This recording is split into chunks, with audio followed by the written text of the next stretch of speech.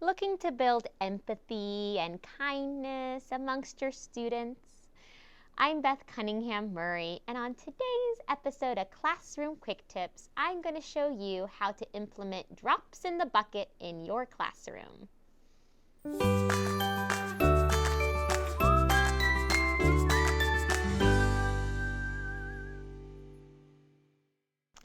I highly recommend reading to your class How Full Is Your Bucket by Tom Rath and Mary Reckmeyer. It allows students to not only be more aware of their own emotions, but helps develop empathy for how others may be feeling and why. I'll place the Amazon link in the description below, but the big takeaway from the book is that everyone has an imaginary bucket. And when others are kind to us, that puts a drop into our bucket.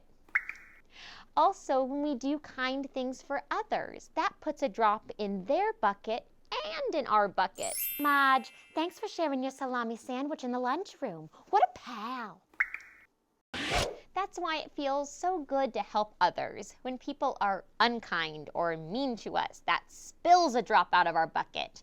When our bucket is empty, we feel like hurting others and taking away drops from their bucket. Thanks for using up all the ink, Marge. How am I going to print my Starry, Starry Night mural now?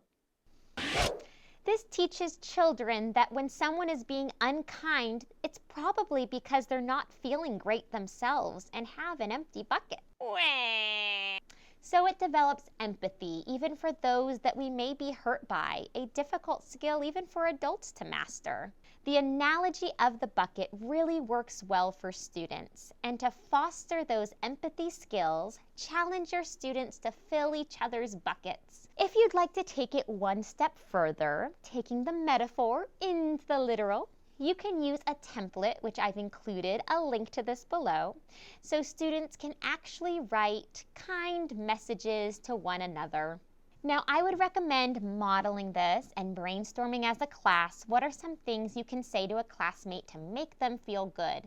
I personally discourage my students from the superficial physical compliments like, "You've got cool shoes," or "You're pretty," because although these compliments are nice, they're not as meaningful as when we compliment someone's character. That is totally up to you if you'd like to specify the types of compliments you'd like your students to give to one another.